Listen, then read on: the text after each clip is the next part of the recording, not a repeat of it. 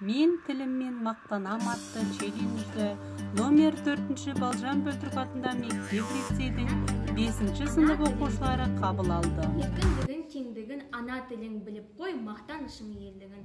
Ана тілің арың бол, ұятың боп тұр бетте, өзге тілдің бәрін біл, өз тіліңді құрметте. Сүйемін туған тілді, анам тілін, бесікте жатқанымда білім берген, сыр етіп жерге түскен минутымнен құлағыма сіңген танысыным. Сол тілмен анам мені әлдилеген, еркелеткен құлыным жаным деген, сол тілменен бірінші білгізілген, ана деген сүйгендік сөзі менен.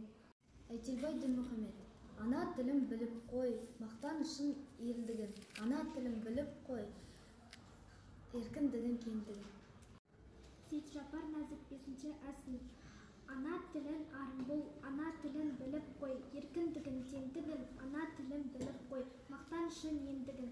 Ана тілін арың бол, ұятың боп тұр бетте, өзгелердің тілін бір, өз тіліңді құрметте. Еркен Кәусар, ұрпақ үшін кемімеген бағаңда, алаңдасаң тілің үшін алаңда.